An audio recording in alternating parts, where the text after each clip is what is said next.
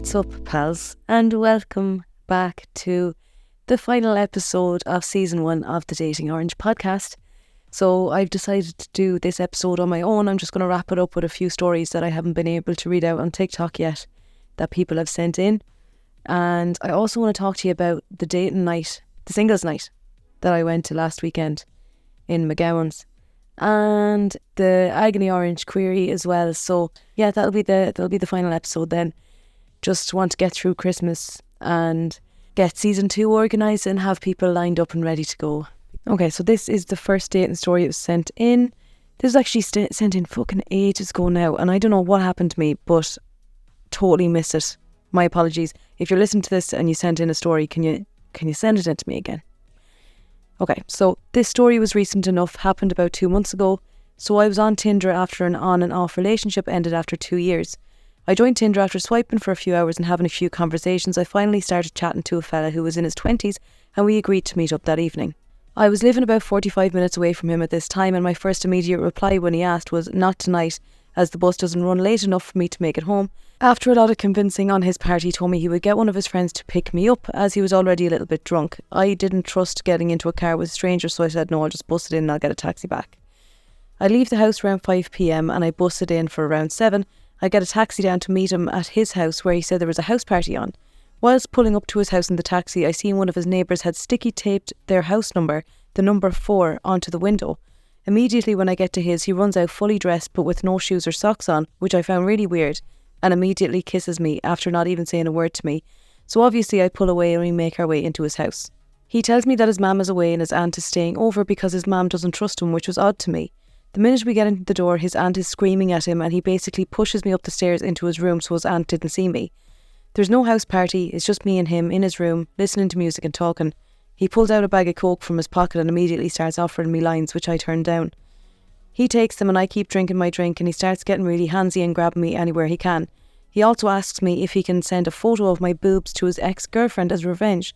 What the fuck? I immediately say no, obviously. I make an excuse and head to the bathroom. When I come out, he suggests that we go down to one of the nightclubs in the city.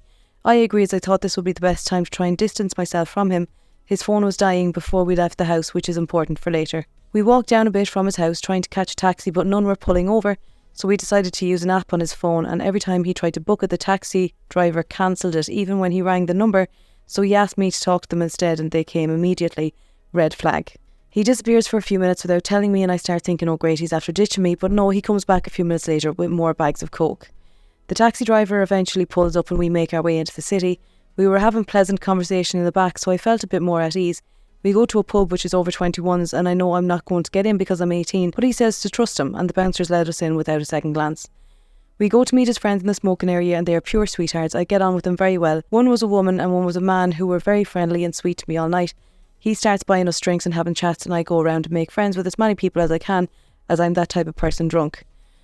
I come back up and I see him chatting away to his female friend. I ask them how long they know each other, and she tells me her long-term boyfriend is his best friend, which is understandable. This is where things go so strange. So he starts buying me and his 2 friends drinks and gets us shit-faced. He then proceeds to start chatting up his female friend, who is considerably fucked at this point, and starts feeling her up and forcing her to shift him. So me and his male friend pull the girl aside to make sure she's okay. She starts talking to her male friend while I go talk to the Tinder man. He tells me to try and convince them to go to his house for a house party, and stupidly I agree. So we go back to see if they want to go back for that, and they've disappeared somewhere in the club. Me and him walk the length of the pub before finally deciding to call them. His phone is dead at this point, so he asked to borrow mine. I agreed and didn't think anything of it until I turned around to talk to somebody for less than a minute, and when I turn back he's gone. I walk around the nightclub a few times looking for this man on my phone, because all of my money is on my phone and that's all I brought with me. At this point I wasn't panicking until I got back to the smoking area, and I was told he had left with his 2 friends. The person who told me this had also told me that he tried to do something similar to her before, and she wanted to help, so she rang my phone. It rang a few times before it was declined by him. I was furious at this point, so I go outside to go look for him, and I meet these 2 girls who let me log into my Snapchat in order to ring the 2 friends he was with. Neither answered their phones. Jesus Christ. At this point I'm raging and very worried, so I decide to walk to his house, which is about an hour walk from where I was if I knew the path, which I did not. I ask a group of people which direction his house is in, and I start my journey, and let me tell you, it's one hell of a journey. The city is really rough at night, but I didn't think anything of it, and thankfully nothing happened to me. So while I was walking, I got to the general direction of where I needed to go before I needed more directions. So I see this family of people outside a house, and I go over and ask them if any of them can point me in the direction of where his estate is. And they do, and they're very kind about it. As I go to walk away, one of the ladies on a scooter comes up to me and tells me she will walk me there, which is very sweet. She would have been in her 40s, I'd say. While we start walking, she offers me some coke, which I would normally never take, but I was in such a I've given up mood, so I do. I don't condone any use of the stuff, but we keep walking afterwards and she keeps offering, so we start chatting, and she's such a pure sweetheart, a lovely lady who gave me a lot of insight and wisdom and made me think outside of my own life. She was very good and protective of me the entire night, which I'm grateful for. We walk around for a bit and we make it to where I'm familiar with a little bit, as I am from this city, and at this point it's about 1:30 in the morning. I left the club at 12:30, so I tell her I'll walk her back as I know the way to get there now. And we walk back to hers and we get sidetracked by playing with horses. We then make it back to hers and she offers me a cigarette, which I accept thankfully, and she tells me to come in, and I wait in the hall. Her son, who is older than me, comes down the stairs, looks at me and walks right back up. She gives me the smoke and I head on my merry way after thanking her profusely. Walking on for a while, I meet the two friends who was with Tinder Boy walking back from his place, and they tell me that he was being really bad and creepy to them in the house, but they don't know how to get back there, so I leave them and carry on. This entire area that he was living in is residential, and there are so many estates that look identical, but I thought I could remember the way. While on my journey, I see this small girl stumbling in front of me on her own, and I walk over to see if she's okay. She tells me she's just back from a night out and walking to her estate. I tell her I'll walk back with her as I'm walking that way anyway, and we start chatting. I tell her the whole story about what's happened that night, and she's raging, so she pulls out her phone and calls my number and then logs into my Snapchat and calls him, and eventually he picks up. He tells her directions that is nowhere near where he lives, which I didn't realise at the time when I went back to scroll up through the messages, where he said his address 3 times. He had deleted the messages. She gives me directions and wishes me well, and I go on the last leg of my journey. It's about 2:30 now, and I go walking towards where she sent me, and I go through all of the estates trying to see if any are familiar, which none are. I walked and walked and walked for hours to no avail. It was nearing 5 a.m. and I had finally reached the end of the city outskirts where the road led out into the countryside, so I start panicking and trying to figure out what to do. I walk back feeling defeated and very afraid on my own with no way of getting home, so I just continue walking. Through some stroke of luck, I see the name of an estate that is familiar, and I walk into it seeing if it was where I was supposed to be, because I was so lost with no idea where I was at this point, and I see something familiar. I see the number 4 taped onto the window. Full of determination, I walk up to his house and I knock on the door. His aunt answers and asks me what I want. I tell her that her nephew has my phone and I want it back. She screams at me that her nephew is sleeping, and I tell her that I will not be leaving until I get my phone back. So she goes upstairs, yells at him, and comes back with my phone and slams the door in my face. My phone has died at this point, but in one last ditch attempt I turn it on to see if I can make a phone call. It was 6 a.m. at this point and my phone just dies in my hand. I decide to just track back into the inner city and charge my phone in the Starbucks at the train station, and then catch a bus to my grandmother's at 8:30 in the morning. I swiftly block him on everything, and people are now messaging me telling me how bad of a person he is and telling me stories about him. Although it was traumatic, I got a look into how other people's lives were and how incredibly sweet all of the rest of the people I met that night were, which restored my faith in humanity, but will also be one hell of a story to tell the grandkids. How is this story so fucking bananas? It's like one of those 6-part series. Jesus Christ, fair play to you, girl, because if that was me, I would have been straight into the Garda station, absolutely losing my fucking marbles. Trawling the streets, like you're so lucky that nothing happened to you. Good Lord. And also something that doesn't sit well with me there is the two friends, the girl and the boy, that came back and they were like, oh, I don't know how to get to his house. Of course you fucking do. You live there. He's your friend. You've been there multiple times. You literally just came from there. He had enough wherewithal while he was locked back in his house, when he got that Snapchat call off that random girl, to go back and delete all of the addresses the address that he had sent to her 3 times previously. He went back, he was like, I do not want her to fucking find me. What a sicker. Anyway, let me tell you about the singles night that I went to. So I went to McGowan's on Friday night, and I went with my friend Mark. So me and Mark, 2 singlies, and we also met the 2 girls from Daters going to date there as well, so that was good crack. This was slightly different. I had gone to a singles night before, and this other singles night was quite like a mingle yourself with all the singletons type of a thing. and you were encouraged to move around. But this was like games, and there was a small bit of speed dating at the start, which was cool, and that was the first time I had done that. Very, very funky characters, I will say, which was like a good crack. One fella in particular, he came over, like I'm 31 and he was like considerably older. And when he sat down, like I knew immediately, like this, this isn't going to be a thing, but like, sure, we'll have to crack or whatever. But he sat down and he was like, right, okay, so I'm just going to get into it. You're here looking for something serious. You're looking for a serious relationship. And I was like, yeah, I am. And then he's like, so you're not looking for something casual? And his eyes were like fucking drilled into me. And I was like, no, I'm not looking for something casual. And I really don't think that anybody here is looking for something casual, seeing as we've paid money to go to this. And if you wanted that, you could just go online. He was like, yeah, I suppose you're right. And I was like, okay. And he said, so tell me what you're looking for in a man. Fair play to him for like coming up and asking the hard-hitting questions. He's obviously not lacking in confidence anyway. But like, you're fucking speed dating. You have like 2 or 3 minutes or whatever it was, and you're just trying to get to know the other person. Your man comes up and he's like, boom, boom, boom, answer these questions. I was like, fucking hell. And like, who in their right mind is going to a dating night paying money and they're not looking for something serious? Maybe that was like some sort of a play on his part that would really get him recognised. And if so, smart move, man. Go for it. Then went on anyway, on to the next people. And like met, lovely fellas, chatty out. A lot of fellas who work in IT. That seems to be a common thread with the 2 singles nights that I've gone to. Like quieter fellas, good few Brazilian men, Brazilian and Indian men, and fellas who work in IT. That was like the bulk of it. When I walked in, I actually saw a fella and I was like, okay, you're good looking. I was thinking, right, just based on looks only, you're probably the one that I would like swipe right on. And anyway, was chatting him. I said yeah to him and he said yeah to me, and he texted me the next day. We were chatting away grand, but there was like no fun in the texts. He doesn't seem to be like really a funny person at all. He was slagging the singles event loads, saying it was really cringy.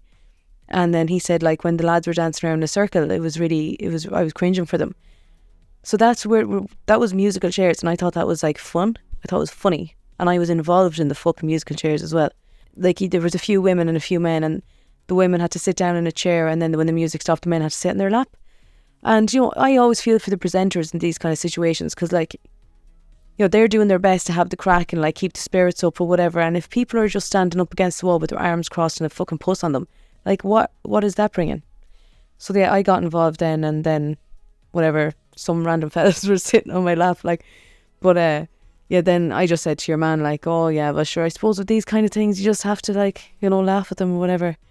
And then I was going down to the parade in Galway there for Halloween, and I just said to him, look, I'm off, to Galway, blah blah blah, have a good weekend. And I haven't heard from him since. So I just don't think, our personalities are very matched, which is fine.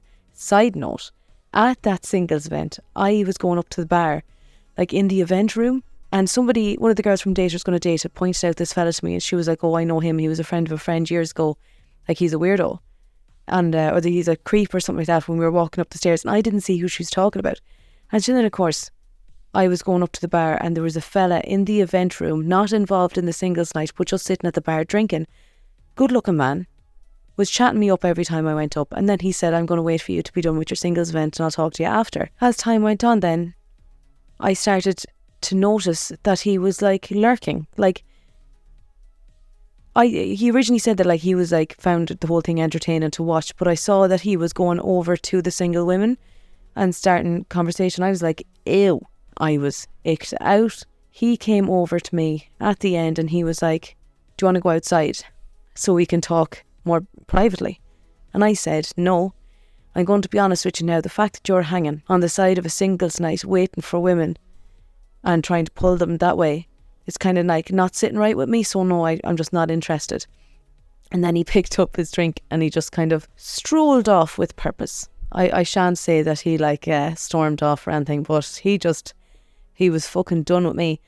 Gas then, Nicola from Daters Gonna Date was like, that was the fella I was talking about earlier on. So thankfully my radar is correct. Like, he obviously was a fucking weirdo. He came over to me later on at the end of the night, and another fella came over at the exact same time. Like, I was facing another way and somebody came into my left ear and somebody came into my right ear. I nearly had a heart attack. And I turned around and I was like, oh, hello. And then the poor fella was a farmer from Cavan. And then the weirdo. And then I was like, are you friends? Like, are you together? Because they were both standing right beside each other. They were like, no, we just like happened to come over at the same time. I was like, all right. And then the poor farmer from Cavan, he was like, nice. And he was like, tell me, where are you from? And then the other fella, the weirdo, was like, oh, she's from this place. Because I had told him. And he was like, it's where this hotel is. And he named this hotel that's there. And I was looking at him like, what are you doing? Then the poor farmer from Cavan asked me another question. And then the weirdo answered it. Like, my questions. My question and answers. Like, I would have happily had a nice little chat with the farmer if that other fella wasn't there fucking being weird and answering all the questions that he was asking me. So then I was like, no, I'm not able. Just have to cut it short. But I would encourage everybody who is like single and dating to try out these singles nights or speed dating events. Like, it's a good confidence building night, and it gets you chatting, especially the quieter people who wouldn't be used to chatting or small talk or whatever. I think it is good for you. The McGowan's one is only a tenner. It's a bit of crack. The presenters were really good. They were like warming everybody up and keeping the crack going. And also when you're done, you can actually just go downstairs to McGowan's, and that does be bopping as well, full of people. So yeah, I would recommend it. I think, feck it, why not? I'm all for meeting people in real life. I've actually paused my apps now again because I just can't hack the constant conversations. I'm not able for them. So I constantly have these little breaks. Have a little break now for a while, but I'm actually going to do a few singles nights and speed dating events coming up to like November and December. So fingers crossed to meet somebody there. That'd be nice. Right, we're on to the next story. And weirdly enough now, this story also involves coke. I don't do this on purpose, but it's a fucking epidemic. Went out with a lad a good few years ago. I met him on Tinder. He knew me, but I didn't know him. Should have raised more suspicion, but it didn't. Went on a first date to the cinema, met him at the cinema, awkward hellos, got in the queue. He paid for the ticket, €5 student, and ordered popcorn and coke for himself and told me I could have a sip of his coke if I got thirsty. No offer of any snacks to me, just ate in my face. Went to get ice cream after and he told me to get the ice cream because he paid for my ticket.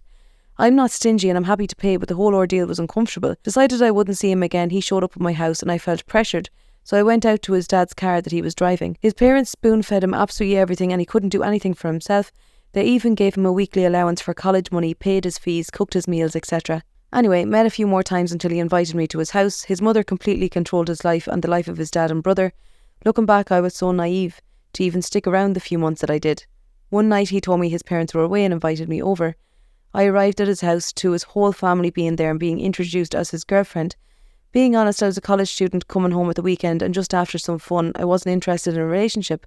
I felt too awkward to back out, so there I was in a relationship with the fella. He was very emotionally controlling and the whole thing was so toxic. I tried to break up with him a few times and he just wouldn't let me. He would roar and cry and get on his knees and beg me. He was cheating on me, very stingy with money, etc., but I didn't realise this until later. He invited me on a night out with his friends. He went missing and came back trying to put his hands down my pants in a nightclub. I went mad and I told him to cop on. Christmas came around and he arrived to my house with a hairbrush wrapped up saying Happy Christmas. Stupid of me, but I had got tickets to Disneyland Paris. He handed me the hairbrush and later told me he was disappointed that I didn't seem to like his present. I brushed it off. Fucking very good. Went to a concert with his friends to realise they were all cokeheads. I had it out with him and said it's not the life that I want. He drove us there, so I had to get back into his car to get back home. On the way back home I spotted a lovely big hickey on his neck, asked him about it, to which he admitted cheating. I told him I was finished with him. He put his foot to the floor and he drove the car really fast, saying he would put us through a wall, and then slowed down and started crying, shouting my poor mummy and daddy. I didn't know what to say or do. He drove us to his college dorm despite me wanting to go straight home. I said it was fine, I would get the train, but used the toilet in his college dorm as I was bursting after a long drive. I got the train back home and I ended it. A few days later I was on the train back to college myself and he told me to stop and talk things out with him, and he accepted we were over and wanted to talk things civil and apologise. He invited me for dinner. I told him I didn't have much money and he said he would pay. I was hesitant to get off the train, but he had previously shown up to my college house because I wouldn't meet him. I didn't want that scene in front of my friends. Got off the train, went to the restaurant, ordered food, and when it came to paying he told me to pay for my own because he wanted to get pints with the lads and changed his mind about paying for mine. I used some of my rent money to pay and borrowed it back from my mum. Turns out he spent all of his money on Pokemon cards and was addicted to buying them. This guy was 24 at the time. I told him I had to go now or I'd miss the train. He said that was fine and that he'd bagged all my stuff left in his college dorm. I stopped to get them and he proceeded to lock me in his college dorm to stop me from leaving him. I eventually got out, ran to the train, blocked him on everything and contacted his parents to keep him away from me. It was my first relationship, so I was very naive. He moved countries, thank God, and if I ever seen him now, it wouldn't bother me a bit. I've grown up and moved on and have settled with a lovely lad. Like, if I had a young lad and he was going on like that, I'd be fucking mortified. If you do so much for, like, mothers and their sons, isn't that a thing that they say? But, like, if you're flat out doing something for your son, he's just going to go on and look for a woman that will do everything for him then. I suppose that's maybe why I have that big issue of, like, when fellas are living at home, because I feel like even when girls live at home, like, it's not the same thing. A few of my friends live at home, like saving for a house or whatever. They do shit for themselves. They're doing their washing, they're doing the cooking, like they're doing everything. But, like, you know, fellas aren't like that because the mammies are looking after them. I don't know. What do you think about that? Maybe I'm wrong. Anyway, on to the next story. I went to Dublin Zoo last April with family, and on the car journey down from Northern Ireland, I opened Tinder and started swiping. Wasn't really thinking much would even come from it, as it is Tinder after all, but I did match with somebody and I got speaking to them a day later, and we actually planned a date in Belfast. I was a bit surprised, if I'm honest, and I didn't think it was going to go ahead, but it did. We went for dinner and to the cinema and stayed in a hotel together, as I'm not from Belfast either. Things obviously didn't work out, but I'd really not thought about this person until I received a comment on one of my TikToks that they had been on a live talking about me. I actually had this man blocked, so I unblocked him and questioned why he was speaking about me on this live months down the line when I had left him alone and continued on with my life. He denied it, saying it was a fake account and whatnot, and to be honest, I wasn't bothered talking to him for much longer, as towards the end of us talking, he was a bit of a prick, to put it lightly, but I knew something was up, as why would a random person from Dublin find my account and comment about him talking on live about me? And this is where it gets absolutely mental.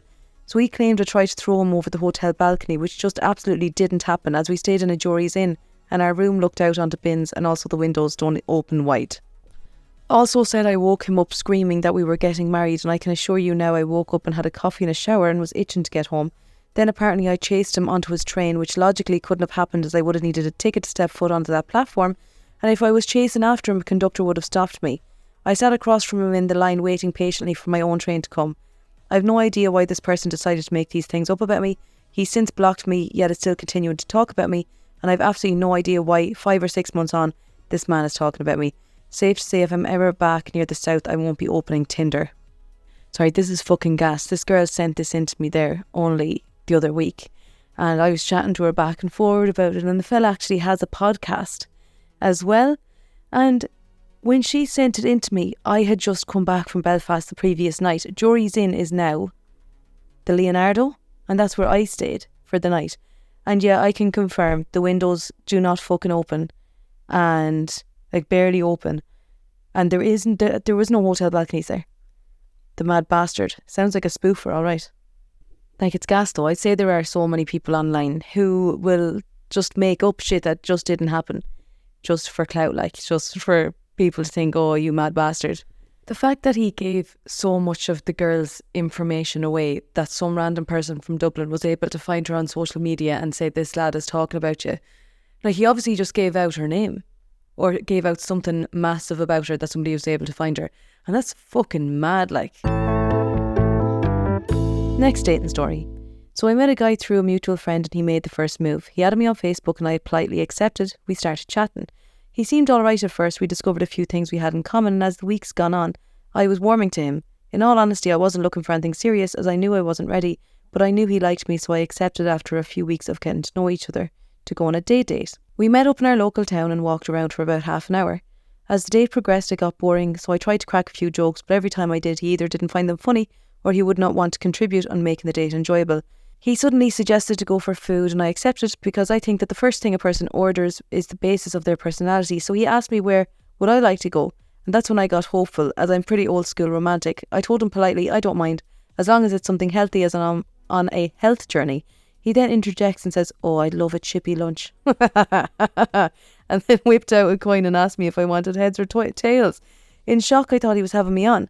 It's supposed to be a romantic date. He wants to flip a coin. I said heads and flipped the coin. I couldn't see the coin, but he claims that he had won and made the decision of going to the chip shop. I knew I made the mistake of accepting this date. However, it got made worse when he asked me, did I have cash, as he forgot. That's when I said, no, I don't carry around cash. I just paid for card, and he acted awkwardly as if he thought I'd pay for his. In my mind, the man pays or the bill is split. Then when we sat into the restaurant, he decided to rub my hands with his sweaty palms and winks. Then he raises his arms for us all to see his sweaty patches and put his hefty hands under his arms. I instantly had to pretend my phone was ringing and I walked out. I couldn't face going back in. I messaged him that evening saying thank you, but I'm not ready for anything. Safe to say, never been on a date since, but had some men wanting to meet up, and I'm not that type of girl. So you're like, what the fuck is that though? He wanted to go for food. Like, she didn't suggest the food. So he was hungry and he said, do you want to go for food? Then she said something healthy and he was like, no, fuck you, I want chips. And then she went there and then he wanted her to pay for it. Like, what is wrong with these people? No, I can't cope. I can't cope. Right, we'll do one more dating story and then I'm going to move on to that Agony Orange question that was sent in. I have so many stories, but I think this has to be the worst one so far. I matched with this guy on Tinder back in 2019. I was 20, he was 22, and we seemed to have fairly similar interests. He was into soccer and GAA, and so was I. Not only that, but we had the exact same music taste. We spoke on Tinder for about a week or two, and then he asked for my number. He said he wasn't a Snap or Insta kind of guy. First red flag. We proceeded to text on text message and FaceTime a couple of nights a week, always after 10 p.m. It's not a red flag if they're not into the Snapchat or the Insta. Anyway, more on that later. I was living in Cork, but he was in Dublin, so we were trying to sort out a suitable time to meet up. He said he would come to Cork to meet because he drove and because I didn't yet, and it would save me getting the train. Should also clarify that we matched on Tinder while I was in Dublin for my sister's hen. He didn't text me until I was already home in Cork. We made a plan to meet the next weekend. Coming, I was chuffed. I got a text on Saturday we were meeting, so he was half an hour away. I met him at a local cafe and we stayed there chatting for hours. He was better looking in person, really funny, and we just clicked. I couldn't get over how much we had in common. Everything was going great. I had the best day. We went for food and he went home around 9 p.m. I was going to ask him to stay the night, but I didn't want him to think it was going to lead to some fun. Got a text say he was home and we went on FaceTime for an hour or two. The next day he texted saying he had a really good time with me and that he couldn't get over how similar we were. Felt so lucky that I'd met such a nice guy. Proceeded to see him for a couple of months before he asked me to be his girlfriend. I agreed and he brought me up to Dublin 24/7 to meet his friends and his brothers and sisters. When I was in the car on the way up one morning, I noticed he had a text from Lara Loveheart, red flag number 2, also a fake name. Thought it was weird but just said nothing, didn't think anything of it because he had quite a big family, so I just assumed it was maybe a cousin. Stupid, I know. Proceeded to stay at his house 1 week and then he would stay at my house the week after. He never really went on his phone while I was with him, which I thought was nice because he didn't feel the need to be on it while we were together. Boy, I was wrong. One night while I was up at his house, I woke up to his phone vibrating. It was a phone call from Lara. Thought it was suspicious. It was 11:30 on a Tuesday night. I didn't know what came over me, but I just answered the phone in his bathroom. Turns out it was his girlfriend of 3 years, wondering why he hadn't been replying to her messages all day and giving out because she is standing outside work waiting to be collected since 10:30. I explained who I was and went into detail about how I met him, how long we spoke, etc. I wrote Lara's number on my phone, packed my bag and walked out of his house. I blocked his number and I met Lara the next morning and showed her all of our pictures and messages together. Turns out he had an Instagram and Snapchat this whole time. He just hid it from me because his Insta was covered in pictures of him and Lara. Luckily his girlfriend didn't have a problem with me and thanked me for being upfront with her about everything. I went back to Cork that day and never even explained myself to him. Found out from my FBI friend that they never broke up. They are engaged with a 3-year-old now. Never unmatched with him on Tinder and he still texts me on it now and again saying how he's sorry for what he did and how he'd do anything for a second chance. Also mentions that it's me he thinks of when he's in bed with Lara. I never reply to the messages. Girls, please, if someone has proof that your boyfriend has cheated on you with them, don't stay with the boyfriend. You are just making yourself look like a fool. Should also clarify that his family met me multiple times and treated me like a daughter, but they all knew Lara was his girlfriend, so I'm not sure who's worse in that situation. I'm in the most perfect relationship now after coming out as a lesbian. Think he put me off dating men again. The fact that she stayed with him after that, like that is fucked, like, and she has a child with him. What could he have possibly have said to make you think like, oh, he'll change? Like, the fucking disrespect, my ego could never. Even if I believed the man, you know, was going through the worst of it and he would now move mountains, it's not enough. Like, you did it. Like, I wouldn't do it to you. Some people's fucking standards are in hell.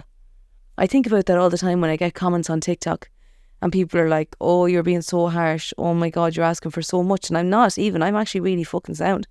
Like, I've listed out kind of things that men have done that have made me feel like they were breadcrumbing me or like leading me on basically. And I would just end the conversation then and people are like, oh no, that's so like harsh or whatever.